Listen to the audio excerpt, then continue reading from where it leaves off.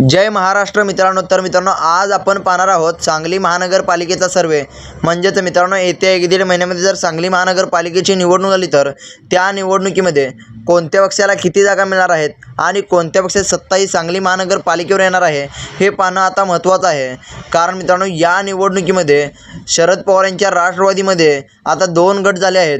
म्हणजेच मित्रांनो, गेल्या निवडणुकीमध्ये ज्या पक्षाची सत्ता ही सांगली महानगरपालिकेवर होती, म्हणजेच मित्रांनो जयंत पाटील यांच्या नेतृत्वामध्ये सांगली महानगरपालिकेवर गेल्या निवडणुकीमध्ये सत्ता होती. पण मित्रांनो, या निवडणुकीमध्ये राष्ट्रवादी पक्षामध्ये 2 फूट पडल्यामुळे, म्हणजेच मित्रांनो राष्ट्रवादी पक्षामध्ये 2 गट पडल्यामुळे याचा काही परिणाम हा राष्ट्रवादी पक्षावर होणार आहे का, म्हणजेच मित्रांनो जयंत पाटील यांच्या राष्ट्रवादीवर होणार आहे का, हे पाहणं महत्त्वाचं आहेच. पण त्याचबरोबर मित्रांनो, भारतीय जनता पक्षाला या निवडणुकीमध्ये नेमक्या किती जागा मिळणार आहेत हे सुद्धा पाहणं महत्त्वाचं आहे.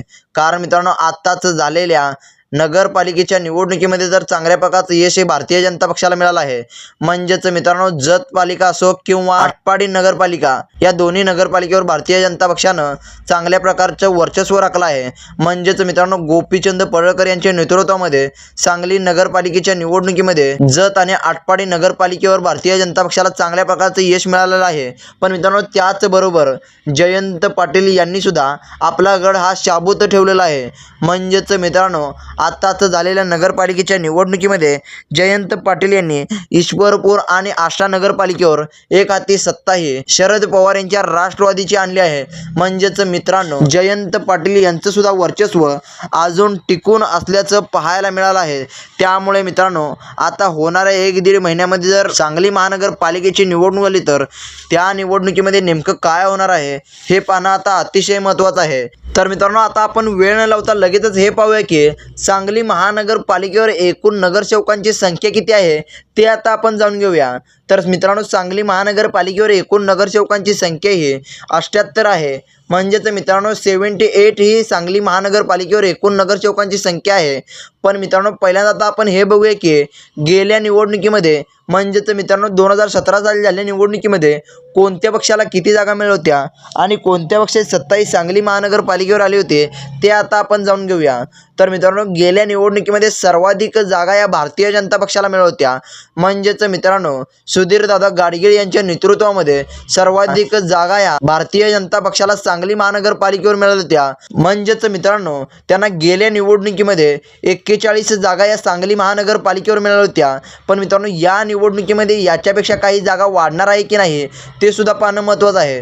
पण मित्रांनो, गेल्या निवडणुकीमध्ये भारतीय जनता पक्षाला चांगल्या प्रकारचं यश मिळालं असलं तरी त्यांच्या हातामध्ये सत्ता नव्हती. म्हणजेच मित्रांनो, महापौर हा राष्ट्रवादी या पक्षाचा होता. म्हणजेच मित्रांनो, भारतीय जनता पक्षाचीच मते फोडून राष्ट्रवादी या पक्षानं त्यांचा महापौर केला होता.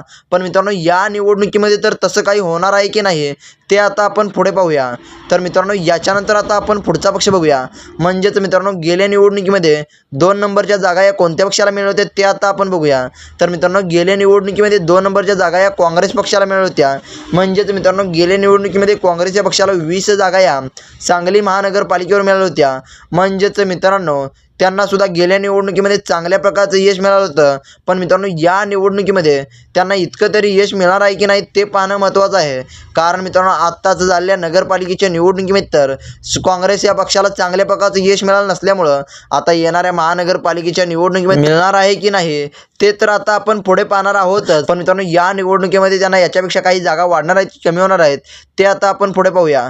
तर मित्रांनो, याच्यानंतर आता आपण पुढचा पक्ष बघूया. म्हणजेच मित्रांनो, गेल्या निवडणुकीमध्ये 3 नंबरचा पक्ष कोणता होता ते आता आपण बघूया. तर मित्रांनो, गेल्या निवडणुकीमध्ये 3 नंबरचा पक्ष होता तो म्हणजे शरद पवार यांची राष्ट्रवादी. म्हणजेच मित्रांनो, त्यावेळेची राष्ट्रवादी पक्ष हा एकच होता आणि त्यावेळी मित्रांनो, राष्ट्रवादी या पक्षाला चांगल्या प्रकारचं यश हे सांगली महानगरपालिकेवर मिळालं होतं. म्हणजेच मित्रांनो, त्यांना त्या निवडणुकीमध्ये 15 जागा मिळाल्या होत्या. पण मित्रांनो, राष्ट्रवादी या पक्षाच्या 15 जागा असल्या तरीसुद्धा त्यांचाच महापौर हा गेल्या निवडणुकीमध्ये सांगली महानगरपालिकेवर आला होता. म्हणजेच मित्रांनो, काँग्रेस आणि राष्ट्रवादी या पक्षाची युती होऊन सांगली महानगरपालिकेवर राष्ट्रवादी या पक्षाचा महापौर होता. पण मित्रांनो, या निवडणुकीमध्ये राष्ट्रवादी या पक्षामध्ये 2 गट झाल्यामुळे, म्हणजेच मित्रांनो, अजित पवार यांची एक राष्ट्रवादी आणि शरद पवार यांची एक राष्ट्रवादी असं झाल्यामुळे याचा काही परिणाम हा जयंत पाटील यांच्या राष्ट्रवादीला होणार आहे का ते पाहणं महत्त्वाचं आहे. कारण मित्रांनो बऱ्यापैकी नेते मंडळी, बऱ्यापैकी नगरसेवक हे राष्ट्रवादी शरद पवार यांच्या पक्षातून अजित पवार यांच्या राष्ट्रवादीमध्ये गेले आहेत. त्यामुळे मित्रांनो याचा काही परिणाम हा जयंत पाटील यांच्या राष्ट्रवादीला होणार आहे का, ते आता आपण पुढे पाहूया. तर मित्रांनो आता आपण वेळ न लावता लगेचच सर्वेला सुरुवात करूया. म्हणजेच मित्रांनो येणाऱ्या 1-1.5 महिन्यामध्ये जर सांगली महानगरपालिकेची निवडणूक आली तर त्या निवडणुकीमध्ये कोणत्या पक्षाला किती जागा मिळणार आहेत आणि कोणत्या पक्षाची सत्ता ही सांगली महानगरपालिकेवर येणार आहे हे आता आपण पुढे पाहूया. तर मित्रांनो पहिला पक्ष आहे तो म्हणजे अपक्षांचा पक्ष. तर मित्रांनो या निवडणुकीमध्ये अपक्षांना 1 जागाही मिळणार असल्याचं आपल्याला पाहायला मिळत आहे. म्हणजेच मित्रांनो अपक्षांना सुद्धा चांगल्या प्रकारच्या जागा या निवडणुकीमध्ये मिळणार असल्याचं आपल्याला पाहायला मिळत आहे. तर मित्रांनो याच्यानंतर आता आपण पुढचा पक्ष बघूया. तर मित्रांनो पुढचा पक्ष आहे तो म्हणजे शिवसेना उद्धव बाळासाहेब ठाकरे यांचा पक्ष. तर मित्रांनो उद्धव बाळासाहेब ठाकरे यांच्या पक्षाला सुद्धा या निवडणुकीमध्ये 1 जागाही मिळणार असल्याचं आपल्याला पाहायला मिळत आहे.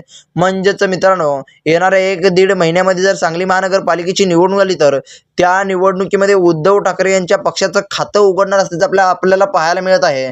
म्हणजेच मित्रांनो त्यांना या निवडणुकीमध्ये 1 नगरसेवक हा सांगली महानगरपालिकेवर येणार असल्याचं आपल्याला पाहायला मिळत आहे. तर मित्रांनो याच्यानंतर आता आपण पुढचा पक्ष बघूया. तर मित्रांनो पुढचा पक्ष आहे तो म्हणजे एकनाथ शिंदे यांची शिवसेना.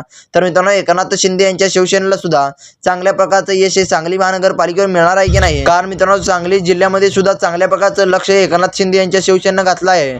म्हणजेच मित्रांनो आत्ताच झालेल्या नगरपालिकेच्या निवडणुकीमध्ये सुद्धा त्यांना चांगल्या प्रकारचं यश हे विटा पालिकेवर मिळालं आहे. त्यामुळे मित्रांनो त्यांचं महानगरपालिकेच्या निवडणुकीमध्ये सुद्धा चांगल्या प्रकारचं लक्ष असल्याचं बोललं जात आहे. तर मित्रांनो आता आपण वेळ न लावता लगेचच हे पाहूया की त्यांना येणाऱ्या 1-1.5 महिन्यामध्ये जर सांगली महानगरपालिकेची निवडणूक आली तर त्या निवडणुकीमध्ये नेमक्या किती जागा मिळणार आहेत ते आता आपण पाहूया. तर मित्रांनो त्यांना 1-1.5 महिन्यामध्ये जर सांगली महानगरपालिकेची निवडणूक आली तर त्यांना 2 जागा या मिळणार असं आपल्याला पाहायला मिळत आहे. म्हणजेच मित्रांनो त्यांना सुद्धा या निवडणुकीमध्ये चांगल्या प्रकारचं यश मिळणार असं आपल्याला पाहायला मिळत आहे. तर मित्रांनो याच्यानंतर आता आपण पुढचा पक्ष बघूया. तर मित्रांनो पुढचा पक्ष आहे तो म्हणजे काँग्रेस पक्ष. तर मित्रांनो काँग्रेस या पक्षाला येणाऱ्या 1-1.5 महानगरपालिकेची निवडणूक आली तर 10 जागा मिळणार असं आपल्याला पाहायला मिळत आहे. म्हणजेच मित्रांनो त्यांना या निवडणुकीमध्ये अपयश मिळणार असं आपल्याला पाहायला मिळत आहे.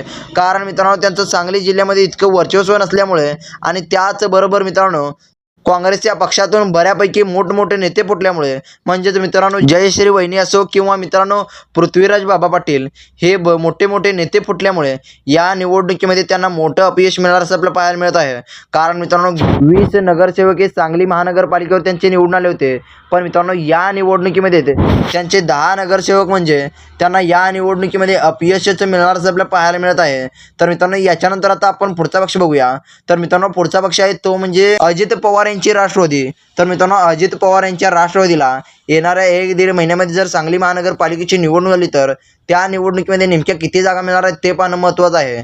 कारण मित्रांनो अजित पवार यांची ताकदसुद्धा सांगली जिल्ह्यामध्ये चांगल्या प्रकारची आहे आणि त्याप्रमाणे मित्रांनो त्यांनी सुद्धा चांगल्या प्रकारचं लक्ष हे सांगली जिल्ह्यावर घालण्याचं ठरवलं आहे. कारण मित्रांनो त्यांच्या अधूनमधून बैठक असो किंवा तळागाळातील कार्यकर्त्यांच्या बैठका हे चांगल्या प्रकारचं असल्याचं पाहायला मिळत आहे. त्यामुळे मित्रांनो त्यांना सुद्धा चांगल्या प्रकारचं यश हे सांगली महानगरपालिकेवर मिळणार आहे की नाही ते आता आपण पुढे पाहूया. तर मित्रांनो येणाऱ्या 1-1.5 महिन्यामध्ये जर सांगली महानगरपालिकेची निवडणूक आली तर त्या निवडणुकीमध्ये अजित पवार यांच्या राष्ट्रवादीला 7 ते 10 जागा मिळणार असं आपल्याला पाहायला मिळत आहे. म्हणजेच मित्रांनो त्यांना सुद्धा चांगल्या प्रकारचं यश हे सांगली महानगरपालिकेवर मिळणार असं आपल्याला पाहायला मिळत आहे. म्हणजेच मित्रांनो त्यांना चांगल्या प्रकारचं यश हे सांगली महानगरपालिकेवर मिळणार असं आपल्याला पाहायला मिळत आहे.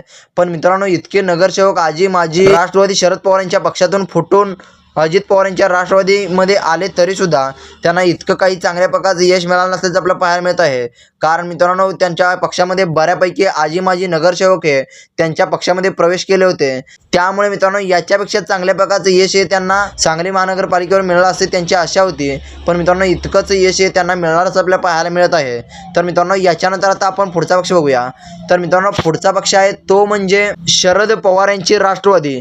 तर मित्रांनो जयंत पाटील यांच्या राष्ट्रवादीला येणाऱ्या 1-1.5 महिन्यामध्ये जर सांगली महानगरपालिकेची निवडणूक आली तर त्या निवडणुकीमध्ये नेमक्या किती जागा मिळणार ते आता आपण पाहूया. तर मित्रांनो येणाऱ्या 1-1.5 महिन्यामध्ये जर सांगली महानगरपालिकेची निवडणूक आली तर त्या निवडणुकीमध्ये राष्ट्रवादी शरद पवार यांच्या पक्षाला 7 ते 10च म्हणजेच मित्रांनो त्यांना सुद्धा इतकं काही चांगल्या प्रकारचं यश मिळणार असं आपल्याला पाहायला मिळत आहे.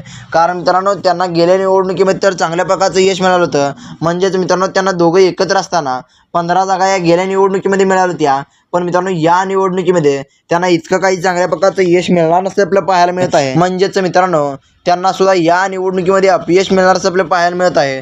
कारण मित्रांनो गेल्या निवडणुकीमध्ये तर त्यांना चांगल्या प्रकारचं यश मिळालं होतं, पण मित्रांनो या निवडणुकीमध्ये त्यांना 7 ते 10 जागा म्हणजे त्यांना या निवडणुकीमध्ये अपयशच मिळणारच आपल्याला पाहायला मिळत आहे. आणि मित्रांनो या निवडणुकीमध्ये त्यांची सांगली महानगरपालिकेवर सत्तासुद्धा येणार नसल्याचे आपल्याला पाहायला मिळत आहे. तर मित्रांनो याच्यानंतर आता आपण पुढचा पक्ष बघूया. तर मित्रांनो पुढचा पक्ष आहे तो म्हणजे भारतीय जनता पक्ष. तर मित्रांनो भारतीय जनता पक्षाला सांगली महानगरपालिकेच्या निवडणुकीमध्ये नेमक्या किती जागा मिळणार आहेत ते आता आपण पाहूया.